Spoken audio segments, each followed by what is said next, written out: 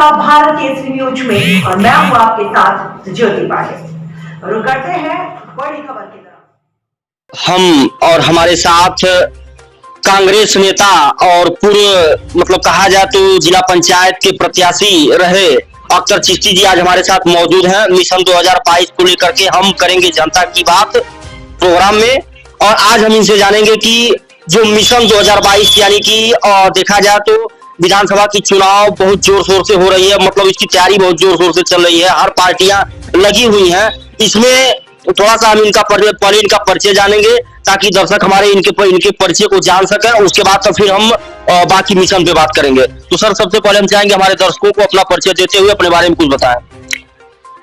हम अख्तर हुसैन चिश्ती पूर्व जिला पंचायत सदस्य प्रत्याशी रह चुके हैं और जिला महासचिव भी हम रह चुके हैं कांग्रेस के महाराजगंज जिले के।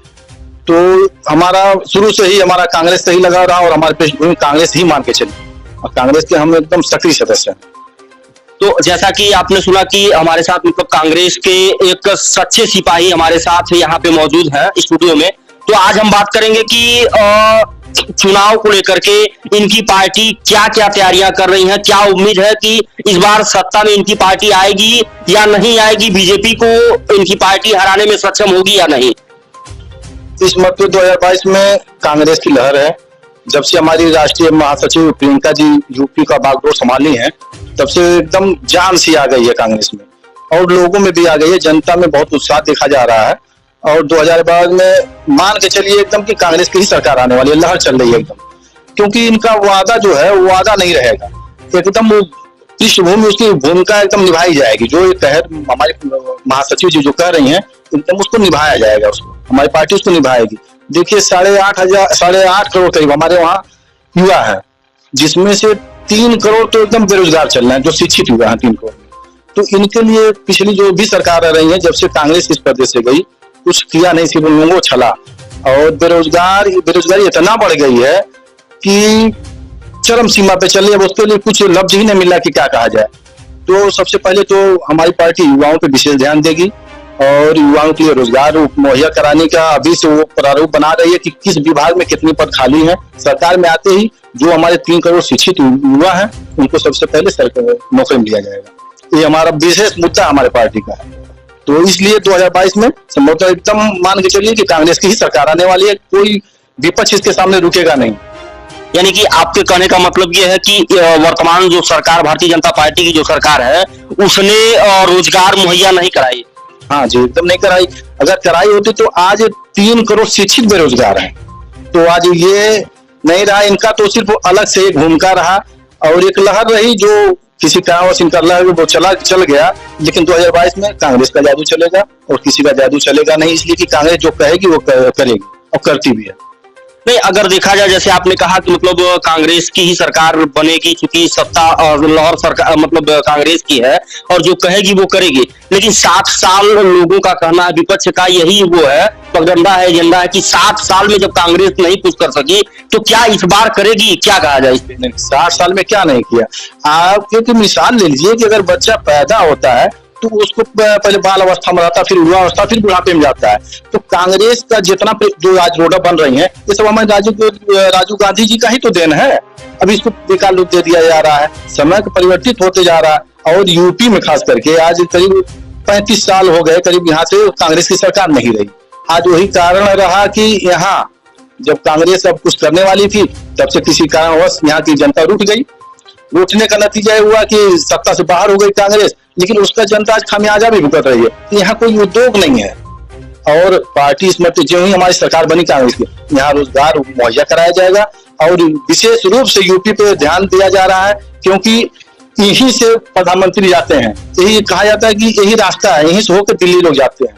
तो इस मध्य कांग्रेस की सरकार बनेगी और युवाओं के लिए रोजगार एकदम अभी से एकदम प्रारूप तैयार किया जा रहा है कि कहाँ किस विभाग में कितने पद खाली हैं। सरकार बनते ही उसमें युवाओं को उसमें लगाया जाएगा। नहीं, जैसे आपने कहा कि यहाँ पे उद्योग नहीं है, तो उद्योग की अगर बात की जाए तो हमारे प्रदेश के मुख्यमंत्री और प्रदेश के प्रधानमंत्री अब कह रहे हैं कि उत्तर प्रदेश में अब जो है गोली क्या बोलते हैं कट्टा नहीं बनेगा, यानी कि तमंचा नहीं बनेगा, यहाँ पे हथियार बनेंगे, ब्रह्मोस जैसे मिसाइल बनेंगे। तो कहीं ना कहीं ये भी तो उद्योग के ही रूप में आ रहा है, इस पे आप क्या कहेंगे? नहीं नहीं, देखिए परामर्श बने वो तो ठीक है, तो कोई भी बना उसमें ठीक है, लेकिन रोजगार के लिए ये नहीं है, ये उद्योग नहीं है।